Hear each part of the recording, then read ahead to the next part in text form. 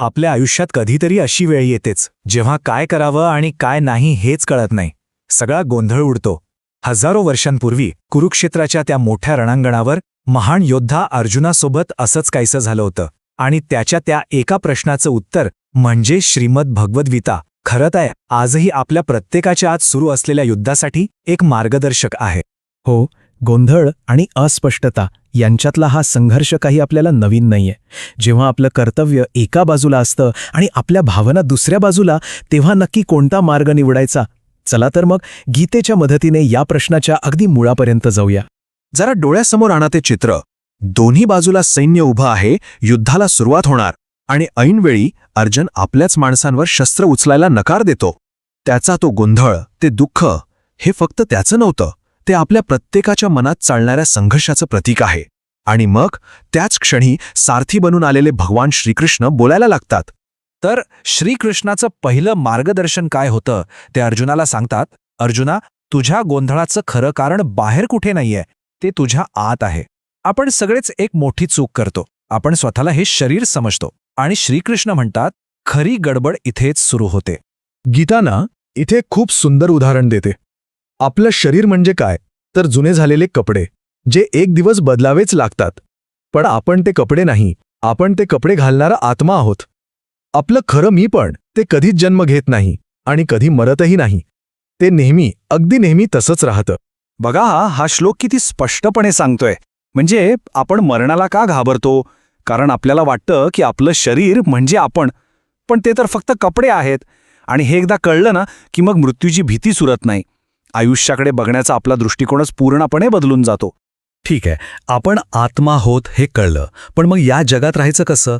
काम कसं करायचं? रोजच्या जीवनात या ज्ञानाचा उपयोग काय? यावरच श्रीकृष्ण एक अप्रतिम मार्ग सांगतात. तो म्हणजे कर्मयोग, म्हणजेच निस्वार्थपणे काम करण्याचा मार्ग. आता कर्मयोग म्हणजे नेमकं काय? कर्म म्हणजे फक्त काम नाही, तर ते काम करण्यामागची एक वृत्ती आहे, एक दृष्टिकोन आहे. आपलं जे काही कर्तव्य आहे ते पूर्ण करायचं, पण त्यातून काय मिळेल, यश की अपयश, याची चिंता करायची नाही. हाच आहे कर्मयोगाचा गाभ. मग हे करायचं कसं? अगदी सोप्पं आहे. फक्त 3 गोष्टी लक्षात ठेवायच्या. पहिलं, जे काम हातात आहे ते जीव ओतून करा. दुसरं, त्याचं पुढे काय होईल या विचाराला मनातून काढून टाका. आणि तिसरं, तुमची ओळख तुमचं काम आहे, त्याचं फळ नाही. कधी विचार केलाय आपल्याला दुःख का होतं? ते कामामुळे नाही होत, तर त्या कामाकडून ठेवलेल्या अपेक्षांमुळे होतं. ज्या क्षणी आपण त्या फळाची, त्या परिणामाची आसक्ती सोडून देतो, त्या क्षणी आपल्याला खरी शांतता मिळते. हे सगळं ऐकायला खूप छान वाटतं, बरोबर? पण हे इतकं सोपं नाहीये, कारण आपलं मन आहे ना, ते सतत मध्ये येतं. म्हणूनच बाहेरचं युद्ध जिंकण्याआधी आतलं युद्ध जिंकावं लागतं. आपल्या स्वतःच्या चंचल मनावर ताबा मिळवावा लागतो. आणि आपलं मन कसं आहे? गीतेत याचं वर्णन खूप सुंदर केलंय. अगदी वाऱ्यासारखं चंचल, ज्याला पकडणं जवळजवळ अशक्य वाटतं.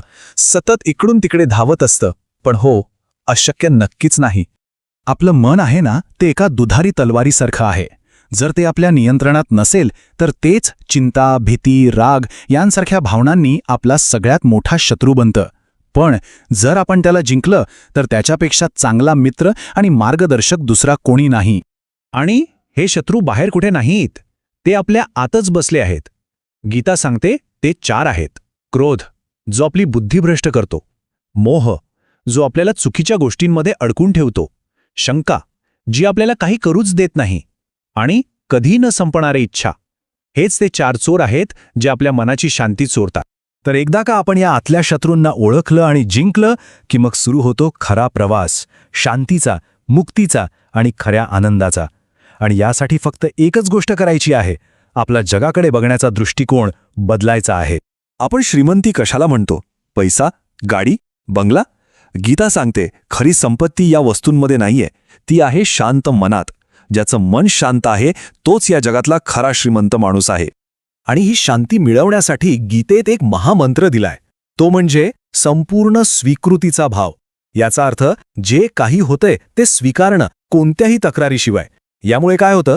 भूतकाळाचा पश्चाताप आणि भविष्याची चिंता, या दोन्हींतून आपली सुटका होते. आणि या सगळ्याचा सगळ्यात मोठा फायदा काय? तो म्हणजे आपण आता या क्षणात जगू शकतो. ज्या गोष्टी आपल्या हातातच नाहीत त्यांची चिंता सोडून दिली की मन आपोआप शांत होतं, नाही का?